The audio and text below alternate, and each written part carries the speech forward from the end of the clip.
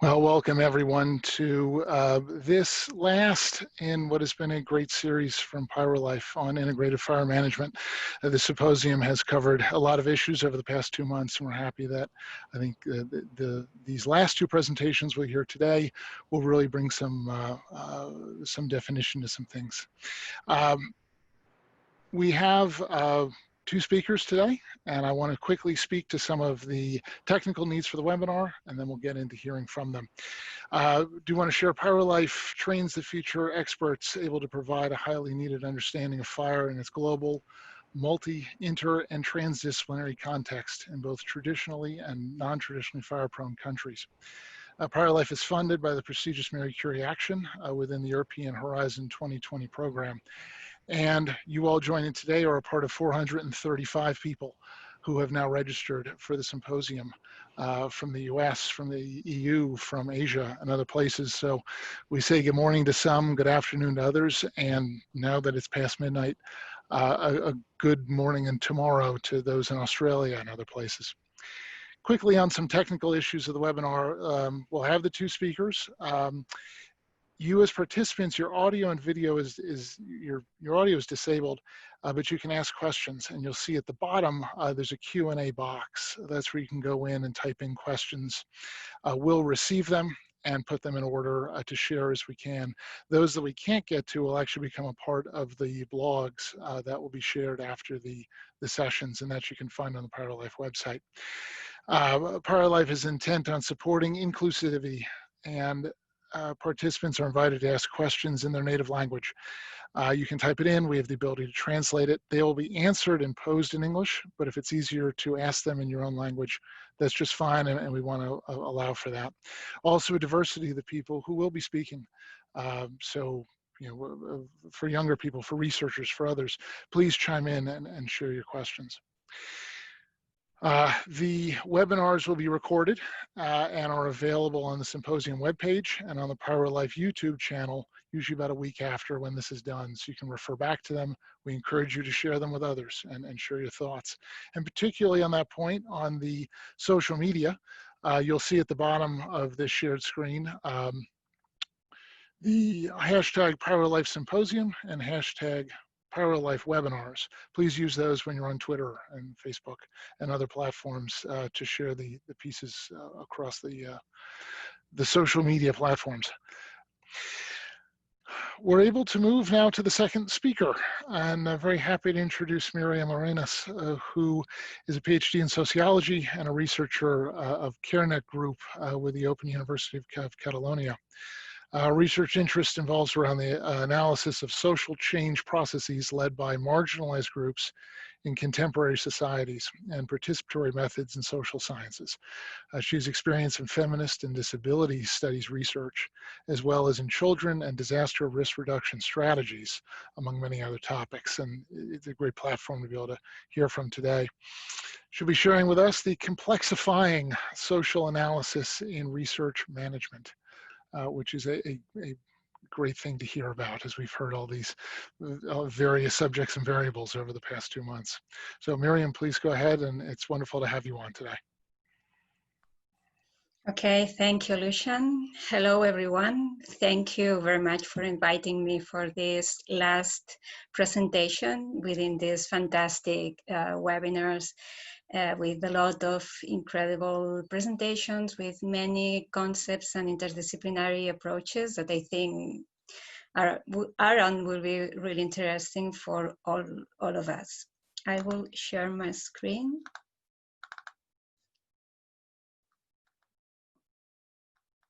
Can you see it? Yes, it's coming through. Quite good. Perfect. Thank you. So I'll start.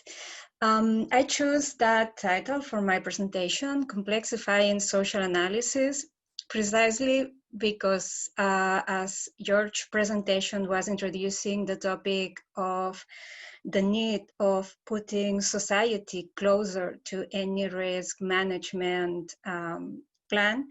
Many times when we talk about society or the social dimension or the social factor or the human factor, we are not very specific And I think that we should approach that complexity that lies behind that social approach.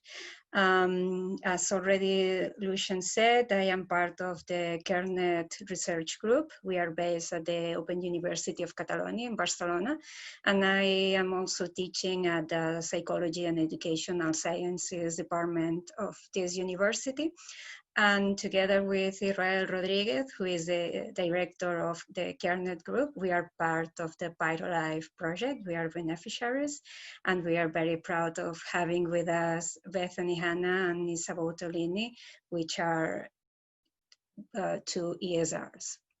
So just to give you a very short introduction of what we do in our research group, our main research lines would be those that you have here.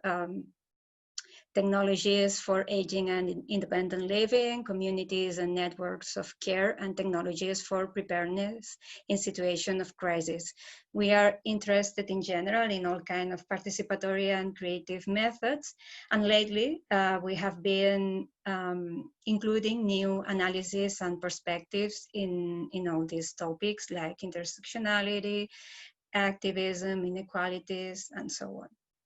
My presentation has 4 main points. Some of them are much longer than the other ones, but just to give you a short introduction.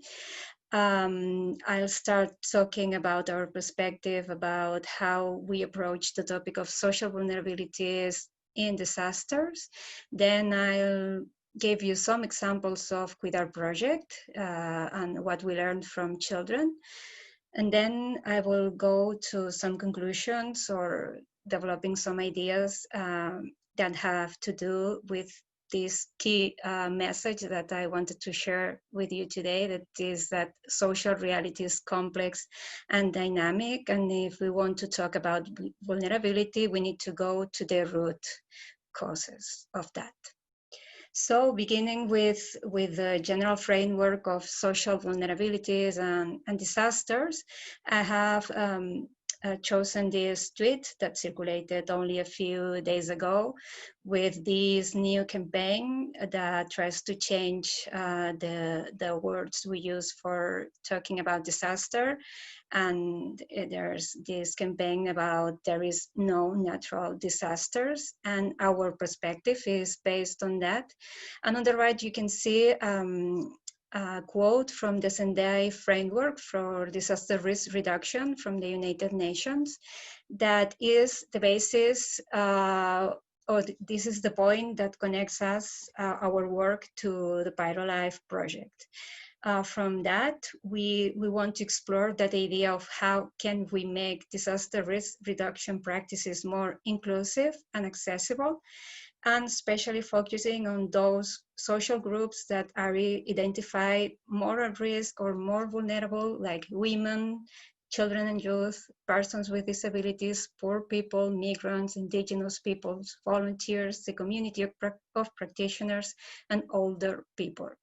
And I have put in blue children and youth because this is what we did in our first experience of a European project dealing with these topics. It was with our project, Cultures of Disaster Resilience Among Children and Young People.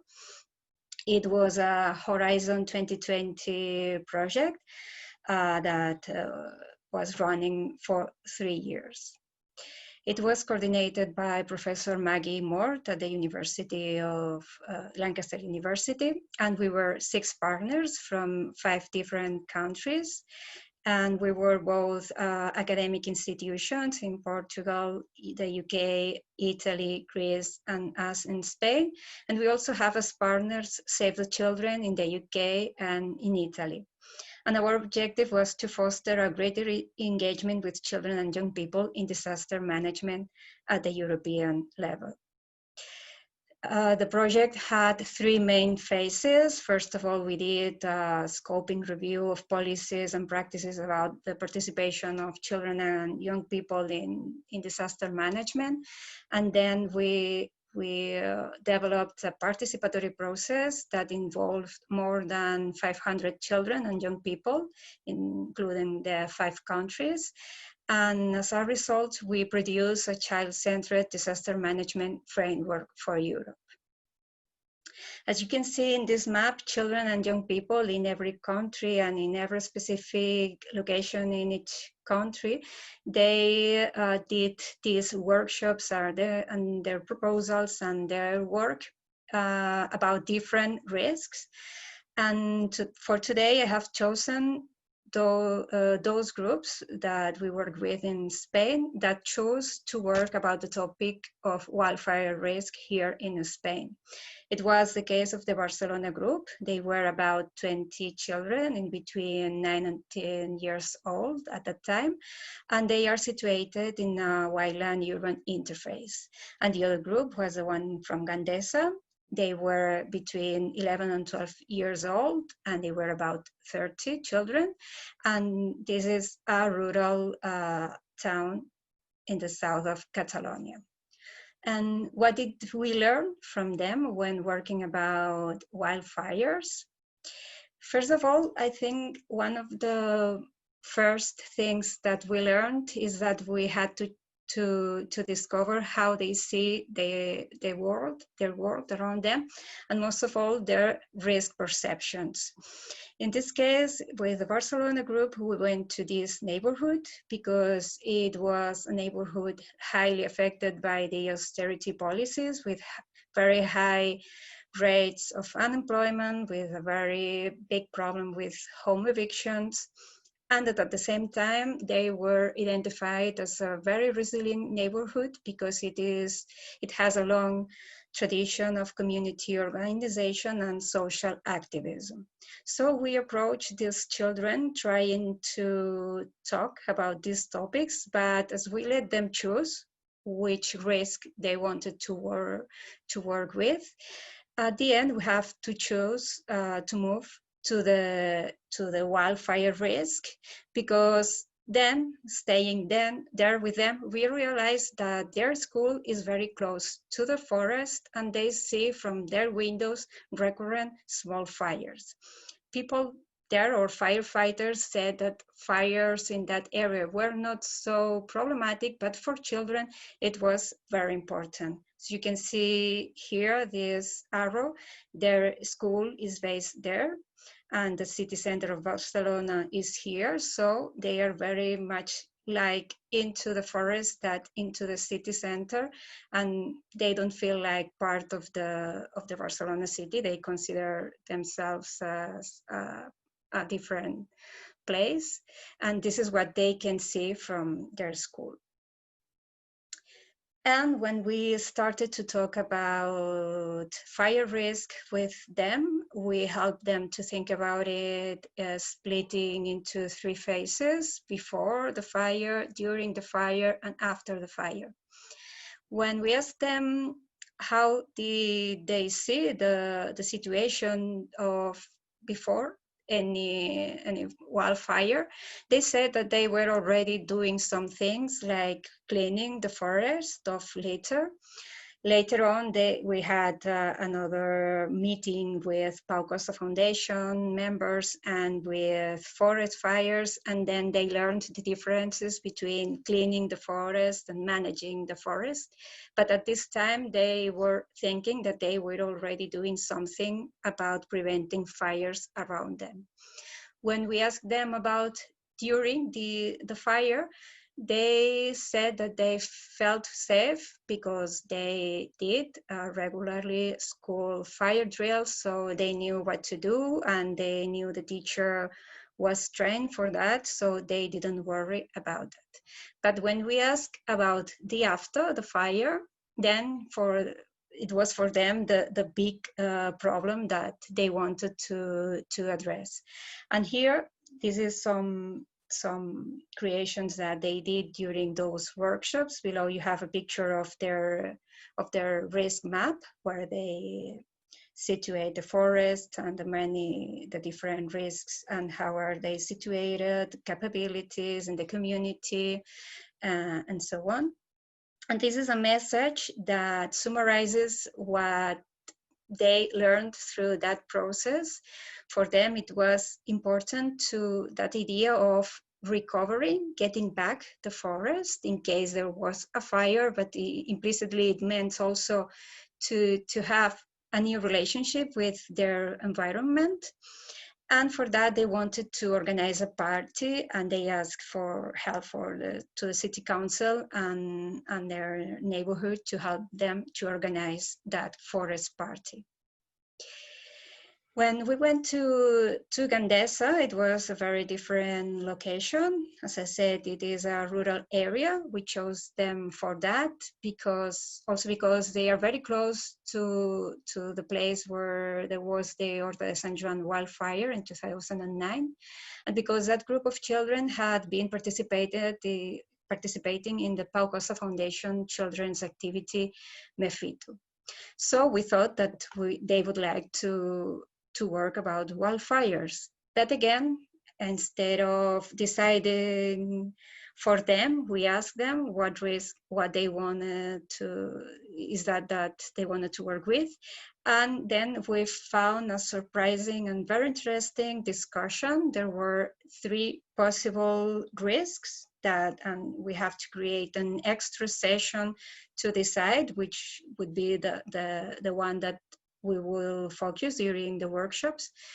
And there were the wildfires, of course, but then for them, some of them, it was also important to notice that they are very close to a nuclear power plant. It's about 20 kilometers away. So that was a different risk that they also worried them. And when they talked about past disaster with their families, with their grandparents and grandmothers, they also realized that there had been a very big disaster at the area that was the battle of the Ebro River. That was one of the most important battles during the Spanish Civil War. So we went there to learn about wildfire, but we realized that we can not only talk about it. What was their concern? With this group, their main problem was to realize that they didn't know what they should do in case of a wildfire if they were not with an adult at that moment. So we worked with them trying to find some solutions, and they realized that they need more information and drills specifically addressed to children and young people, and using innovative tools such as social networks like Instagram, video games, etc. It means that at the end, we learned a lot of them. For example, in Barcelona, that urban forest, they were able to turn from a perception that it was a risky environment to a privileged location because for a disadvantaged neighborhood. When you hear about that neighborhood, you only hear about them about problems, social problems. So to learn that they were privileged because they were very close to a forest and they can use it and make a party of that, it was a very interesting result of the whole process. And we also learned that children are great mobilizers and connectors for community engagement. They knew their environment, they knew their people and many needs that community had. And in Gandesa, we learned that in that scenario, forests are becoming a problem because of rural abandonment. That in this case, it was very important, the intergenerational knowledge, memories of past disasters remains in places and interferes how we relate in present with current risk. It was also important to realize that we have to think about multiple risks. Many of them are many times overlapping. And very importantly, that we have to include emotional management when talking about risk communication and education. In those websites, you can find much more information about the project, results, and resources. We have the website in Spanish, Catalan, and the big one from Lancaster University that it's in English. And what does it mean for moving forward from children to other social groups labeled as vulnerable? First of all, if we want, or when we start to work with these groups, we can learn to see their reality from their standpoint. It helps us to identify missing gaps in our diagnosis. It helps us to co-create innovative solutions through dynamics of mutual learning, for example, but it can also help us even to question and reframe our problems. And this would be for main points from an utilitarian point of view. But at the same time, we must say that working with children and social vulnerable groups, it's a matter of social justice and human rights. So in this sense, I claim that social reality is complex and dynamic, and we should think that when we look at social reality, it's like looking through a kaleidoscope that has many different colors, many different patterns, and with a small movement in the kaleidoscope, everything changes. So it makes quite complex to approach social reality.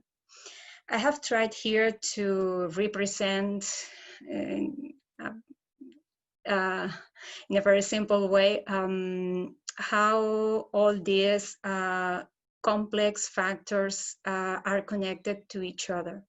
Usually we talk that we need to move from top-down approaches in risk management, which are mostly based in instruction, towards bottom-up approaches based on participation. But even with those bottom-up approaches, many times we forget many social groups. We have many blind spots referred to marginalized groups, social vulnerability dimensions. So I suggest to take this outside-in approach, to think from these outsider spaces, which is the best way that we can change and transform the whole process and risk management approaches. Moreover, we have to take into account many other dimensions like history, economy, cultures, geography, politics, and policies. It will change in each context, in each time frame. And all the same, we have to take into account a greater social and multidimensional transformation, like those that are generated by climate change and COVID-19 pandemic, for example, that makes still everything much more complex. I have chosen some fire-related examples about the relevance of this outside-in approach. Surely you will know them. In this case, you are all aware that in Paradise Fire, there were the poor elderly and those here labeled as too frail to escape, those who were killed as a consequence of the fire. The second was published in Nature, and it was related to the Australia fires. And it wonders, how should vulnerable people be protected during wildfires? It means not only be killed, but there are other consequences, for example, wildfire pollution. And this is a Portuguese example that I will be very glad to hear from some Portuguese people that can be listening now about the result of this situation. But for me, it was very interesting. I heard it through the Spanish news, and then I went to the Portuguese news, but I don't know how's the situation now. It was some news from last year, and it had to do with a wall around a social neighborhood in Leiria that is close to Lisbon. And it was a social neighborhood mostly inhabited by Roma people, Gypsy. And after a restoration process of that neighborhood, the city council had decided to build a wall around that social neighborhood. So here you have some quotations that I found in those news. The city council said that they decided to build that wall in view of the risk and history of forest fires in that area, and their objective was to offer greater security and protection.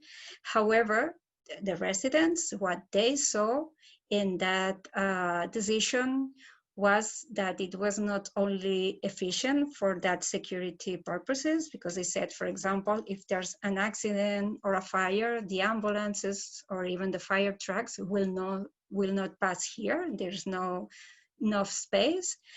And a woman said, if I lived in a normal neighborhood, what is a normal neighborhood? It is one where I could go to the window to see cars and people, not there only I see a wall. And then another person they say that that we have to integrate into society by they built the Berlin Wall here.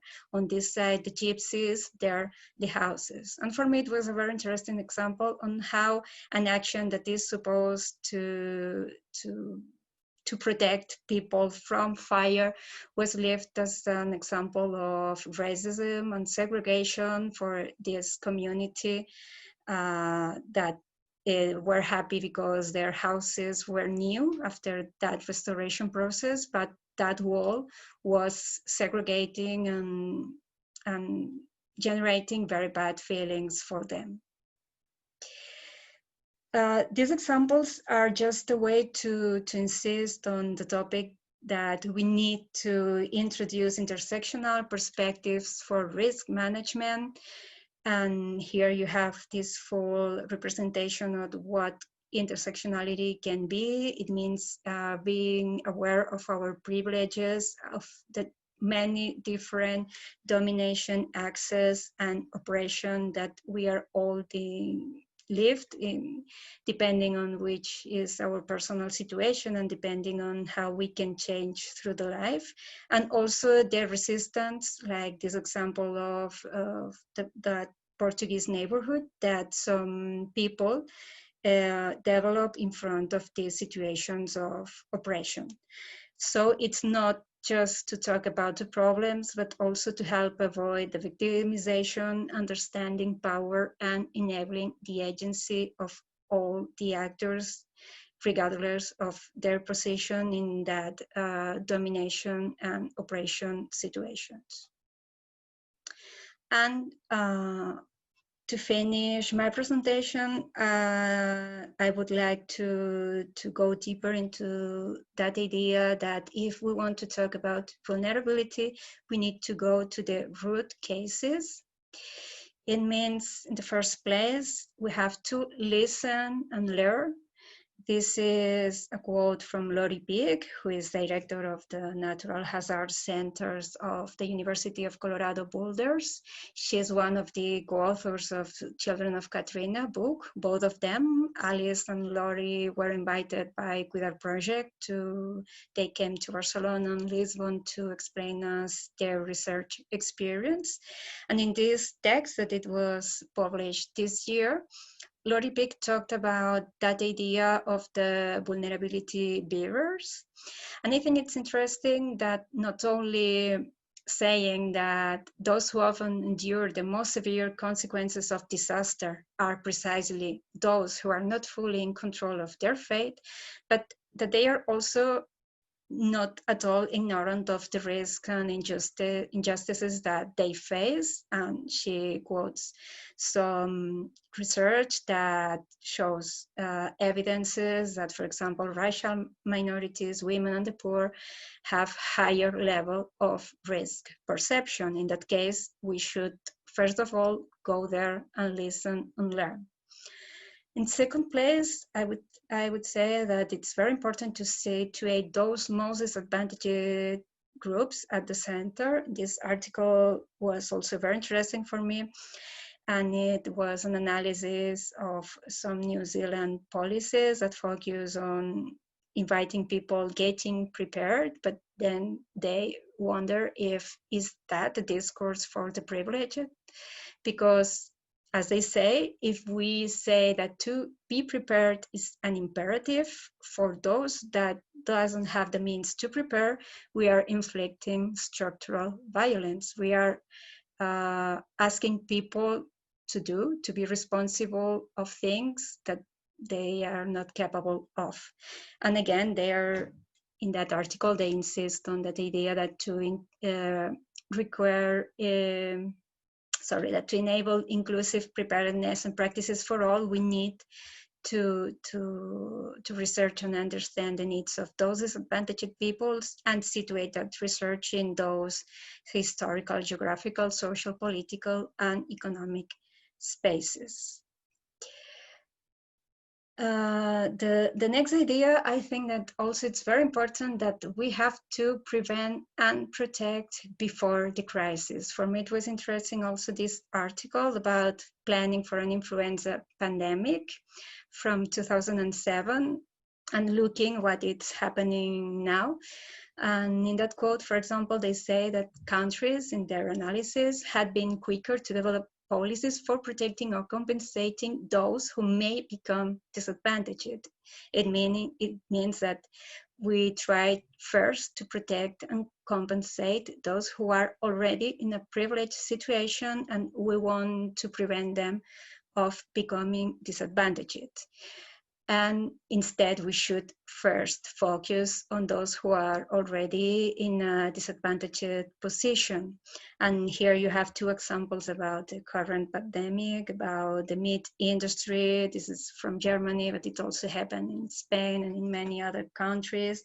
And about the fruit pickers here also in Spain, but I think it also has created similar situations in many other countries, and it has to do with the working conditions that these people have.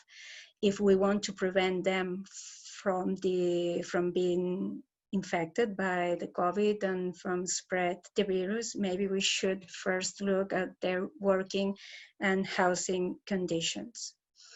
And finally, I think it's also important, following this disaster studies manifesto that is currently circulating online about power, prestige, and forgotten values. One of the points that they have in the future we want, they highlight that they want to reaffirm that disaster research carries a political agenda, that is to address the root causes of vulnerabilities and at the same time to recognize the capacities of local people. And just my last slide, it's this quote that I just identified. I located it yesterday, and I think it was a very good quote for ending my presentation. It's by Nuna Abdi, and she said, instead of praising people for being resilient, change the systems that are making them vulnerable. And that's all. Thank you. Well, thank you, Miriam, and what a wonderful quote to end your presentation on. Great way to wrap what you were sharing, and really those lessons of listening and learning, and understanding people's access and ability to prepare are often forgot about. And it's been great to hear you share this stuff today. We do have some questions, and I want to move to those. And then there'll be some presentations after this by Catalonia Stoof and others looking to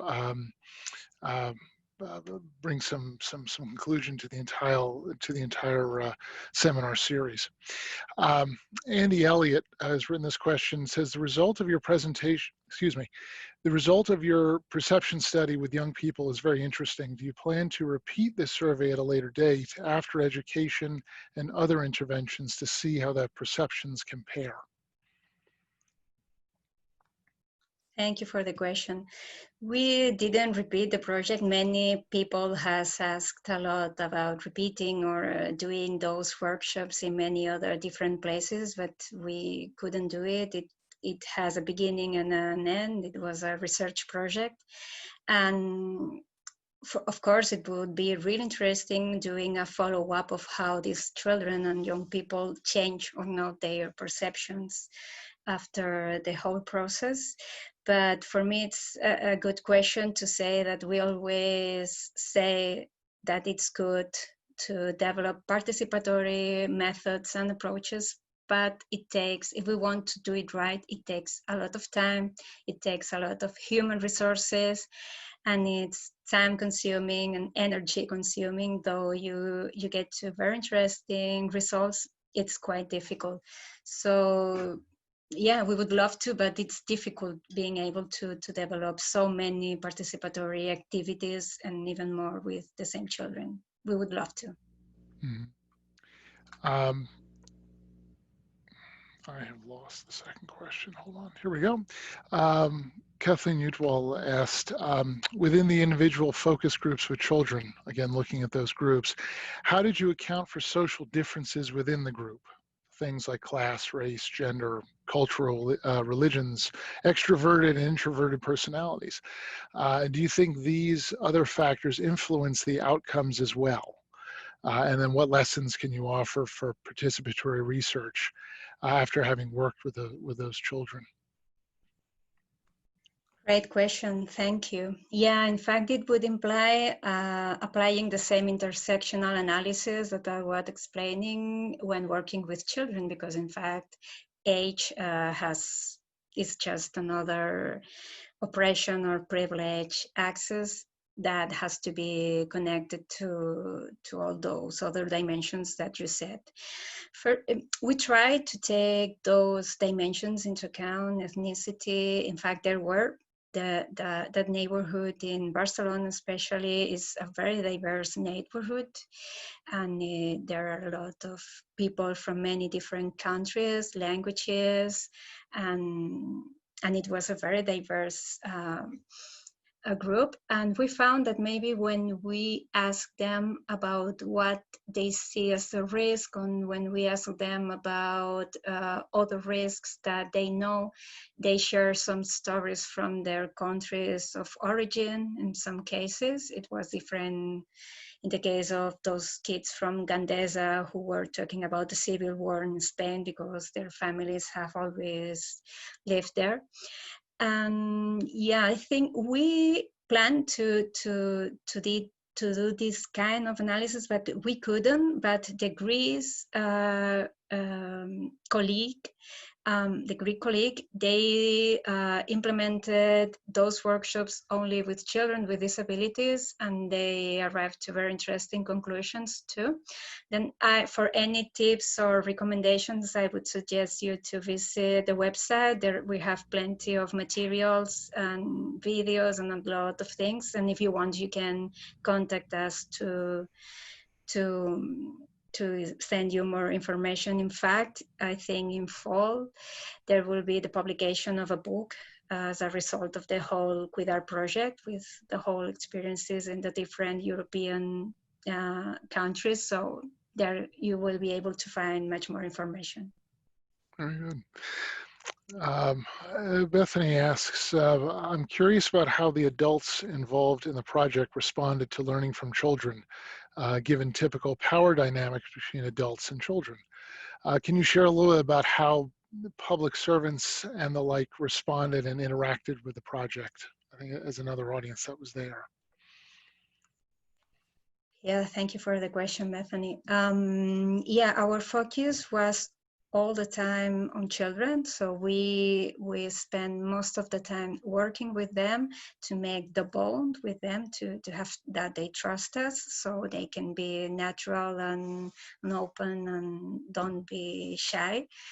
And all those workshops were devoted to train them and to make them feel sure when they had to interact with those adults, those experts that they invited for a mutual learning event. But at the same time, before that mutual learning event, when we put together children and adults, we had specific sessions for preparing adults, and we gave them a series of indications on how they should speak, on how they should respect that the first, that it was a child-centered project, so everything has to respect children's agency and voices.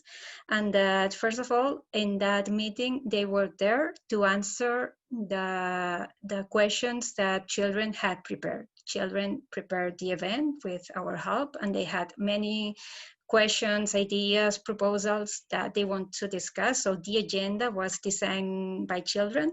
And then at the end of the event, the adults also have the chance to ask some questions to children and young people if they wanted to, but it required a specific training.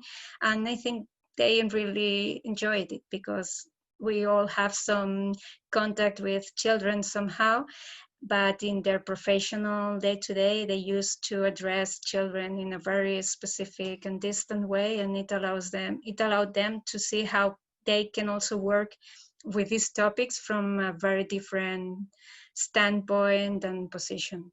So it requires a specific preparation. Very good. Just looking here, Sarah McCaffrey, of course, great research we all know from the United States, also shared loving the ending quote, saying it was the most succinct summary of what is needed that I've ever seen.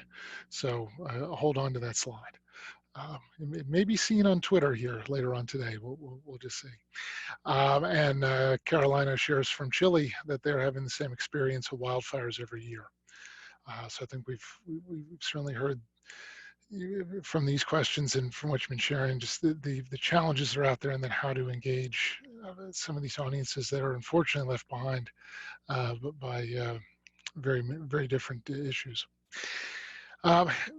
With no other questions up, Miriam, I want to thank you for making this presentation to everyone, and we've certainly learned a lot from it. And I do want to ask Catalina Stoof to come on, as there's more that she wants to share as a wrap to the entire symposium. But thank you very much, Miriam, and we've all appreciated hearing from you today. Thank you, Lucien. Thank you, everyone. I remember writing Bethany, I think 3 months ago, and Bethany said, if there's anything you need help with, yeah, it's really, if everybody can turn their cameras on, that's nice. Let's make it a group thing. I remember Bethany writing me, she said, if there's anything you need help with, let me know. And we were organizing the introduction for all the PhD candidates, and I said, oh, everything is in, things were in order, but we have some challenges with project management and understaffing. And at some point I was like, I have no idea how I am going to organize this symposium. We wanted to do the symposium real time in Wageningen. Peter Vermeulen really helped making the plan and the schedule, and then COVID came along, and then like, what do we do? And so ultimately we decided to make it digital, but it really would not have worked out if Bethany would not have, if it weren't for Bethany. I mean, your organization skills, Bethany, they're fantastic. You're very sharp, you're very kind. It's really great to work with you, and the fact that we have this symposium here is definitely because of all the great presenters. I really want to give a really big shout out to all the work that Bethany did. We even discussed writing up the procedures. So we basically have a massive lot of things going on behind the scenes, both before the webinar and after the webinar. And so we're thinking about writing up those procedures for others to use as well. Because it just went extremely smoothly. So yeah, I get some voice support from upstairs. Let me see. So I have notes, because otherwise I'm gonna forget people, and I really hope I'm not gonna forget people anyways. So so I want to thank all the presenters, all the moderators, and the early stage researcher, the PyroLife early stage researchers who have been working behind the scenes. Kathleen, you were an amazing tech host, arranging everything from the Bacosa Foundation Zoom platform. So thanks also very much to the Bacosa Foundation for making available their Zoom platform. That was really fantastic. We have Abby, who has worked on the video editing, so working very much behind the scenes, to ensure that all the awesome webinars would be video edited, so they would be shared on the website. Karen, we had a lot of people sign up for the symposium, and we asked everybody questions about where you're from, what your interests are, and Karen has been analyzing that data. And so we will, some of that has been shared already on our social media, but we'll keep on doing that. I want to thank Neymar, Mario, and Simona, and also very much Lucian for all the work in the moderating. It was really fantastic. It was also really nice how we basically got into it. We found our grooves, and during the seminar series, we were like, oh, we can do this with multiple people, and there was a lot of behind the scenes of weeding through the questions and preparing everything. So Lucian, Neymar, Mario, and Simona, really thank you for that. I want to thank all the partners and the beneficiaries, and once again, especially Pacosa Foundation for the use of their Zoom platform. Thank you for all the speakers, and once again, Bethany, I'm starting with you and I'm ending with you as well. That was really great. We need to find a Zoom version for applause, because it's kind of weird. Like, it feels weird sitting here behind my computer doing this. Yeah, we have echo as well. We will have a regular monthly webinar, and we hope to launch that in September.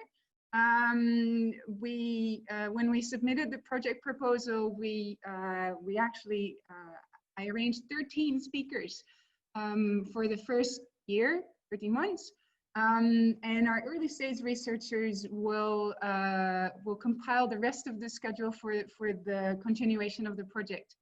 So our first set of speakers is will speak about living with fire, starting with a number of indigenous speakers from around the world, and then covering all the continents. And then our second set of speakers are individuals making change in the fire world.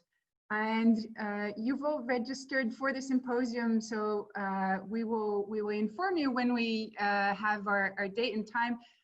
I think so. The Wednesday is 4 p.m. Amsterdam time. I think we'll keep on going with that. We'll let you know exactly, and also when we're going to start that.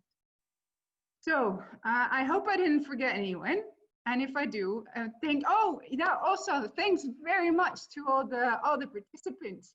And so we have this from the panel, we have this opportunity to look through the attendees, and I saw a lot of familiar faces and also new faces. It was really great to have you all, and we very much look forward to interacting with you along the lifetime of the project, and hopefully after as well. So with that, I give the word back to Lucian.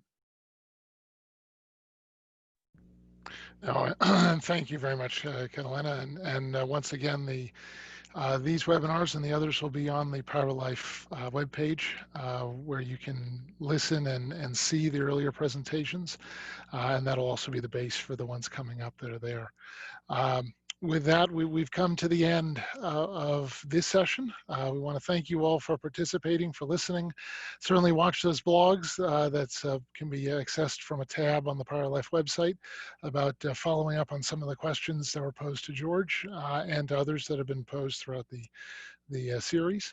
And my thanks to you all as well. We will, and Catalina, please close us out, please. I forgot, yeah, I'll close this out, because I want to thank all our early stage researchers, because we kind of put you on the spot by asking you to please present your research. We would have done so during the live symposium, but we realized that speaking in front of or behind your computer and in front of cameras is really a bit weird. So I very much enjoyed all your presentations and your pitches, your elevator pitches. And I know that my colleagues did so too. So thank you very much, and great work. and all the best with your research. And we really hope that sooner rather than later, you'll all be based in your in the countries where you'll officially work. I mean, it's a very challenging time for everybody. It's great to have these moments of joy in the week where we're interacting like this. I wish you a really good summer. All the participants, a really good summer as well. I hope you all can take a break. I look very much forward to being in touch. Bye.